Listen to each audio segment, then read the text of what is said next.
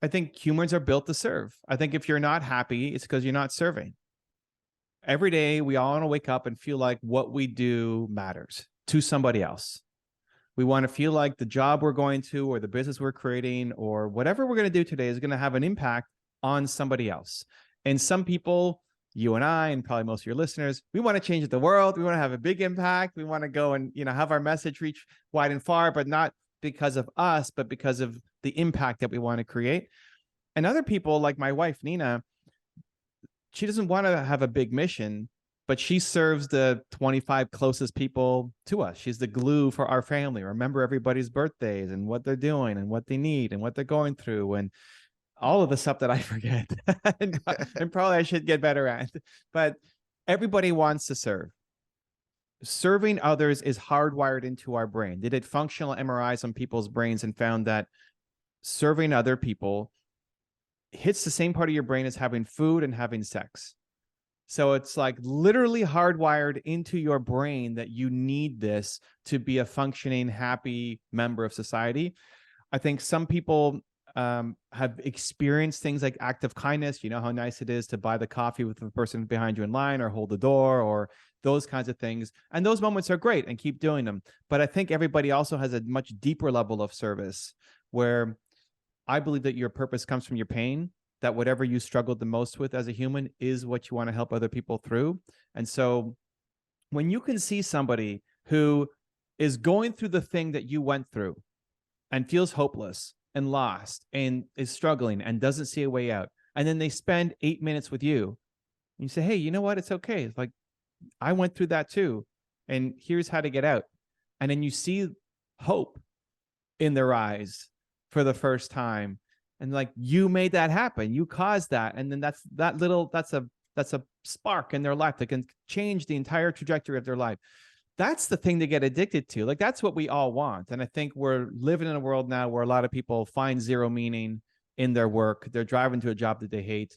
And I'm just trying to ignite some passion in people. Yeah, and our friend Joe Polish talks a lot about life gives to the givers and takes from the takers. And I always have felt and talk about this a lot that giving is it's the most selfish thing that you could do because of how good it feels.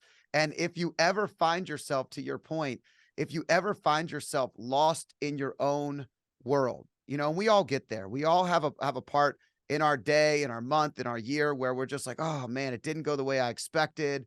I'm lost all in something that has to do with me, the ego, something that's not healthy. And you shift it to really helping somebody else. It's a game changer. And I couldn't agree more with you about how beautiful that is. And it's a bigger purpose. I also couldn't agree more with the fact that our wives provide us balance. And so for me, my wife today, I got a notification on my phone that says Mother's Day brunch. And she booked a Mother's Day brunch for both of our mothers and her and my sister and all of us. And, I would have thought of Mother's Day the weekend before, which still is pretty good for most guys, I think, but she's booked it already. And she's like your wife in the sense that her impact does not have to be to change the world.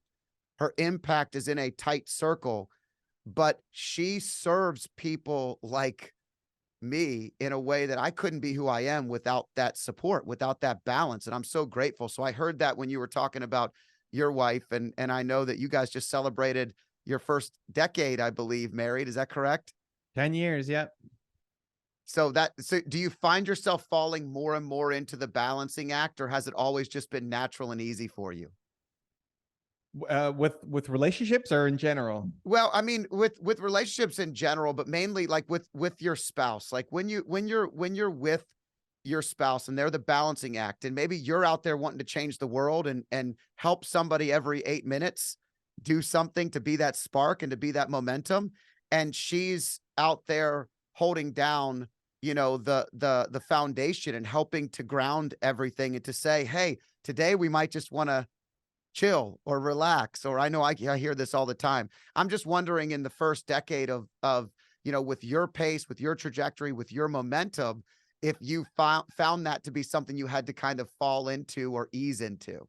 Got it. That's a great question. I don't think I've been asked that before. So Nina doesn't tell me to chill or relax. So we don't have that. I think we've had a couple of evolutions over the decade, and especially the first 6 years, Nina had a job working for a different company. She was doing human resources kind of stuff in a different business. And when she would come home, she would always want to learn about my day. Hey, how was your day? And I have zero need to talk about my day. Like, talking about my day doesn't help me with anything. If I have a problem and you can help me with the problem, that's great. We'll talk about it. But just to vent is not very helpful. And just to talk about what happened, I forget what happened this morning. What happened over the whole day, I have no idea. And that would not cause a rift, but that would she wasn't very happy with that. Like, she wanted to be in my world. And so the adjustment I had to make was, I don't need to tell her about my day for me. I need to tell her about my day for her. And before she came home, I'd have to think about, okay, what was my day like? What happened today? I need to have something to share with her and to bring her into the world, because then she understood what I did on a lot deeper level. And then if something happened, like some kind of fire in the business for whatever reason, she'd be the one telling me, go deal with that thing, because she understood the relevance and importance, as opposed to me just isolating myself and never talking about what I'm doing and why I'm passionate about what I'm working on. So that was a huge shift for me. And then she joined the business 4 years ago. We did a tour. I was doing a tour of the US. We did 23 cities in 90 days. It was pretty wild. That's Broke awesome. my neck halfway through it and all sorts of fun stories. But she left her job. I wasn't going to go do this 90 days by myself. So she left her job, she quit, and she joined me, and she's been with us ever since.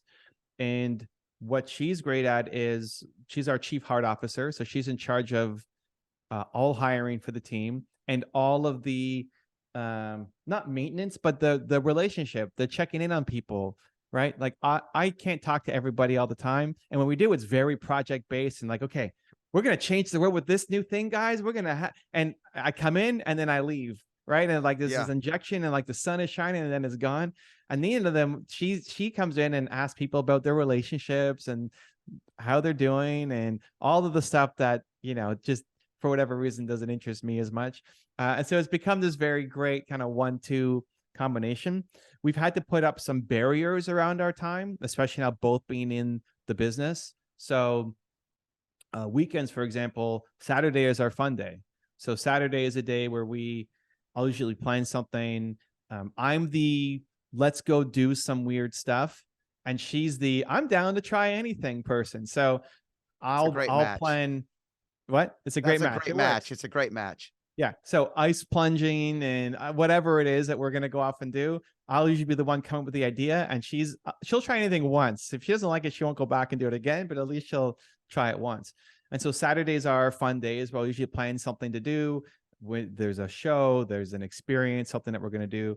And then Sunday is our family admin day, where that's like go to Costco or clean the house or mow the lawn or like all the family admin stuff, and trying not to let that bleed. And then making sure we have conscious time every night as we wind down our day. We'll usually have dinner together. We'll watch a show together, do some kind of activity together, work out together, do a sauna together. So like we have our evening wind down practice together as a couple, and then like deeper dives in on the weekend.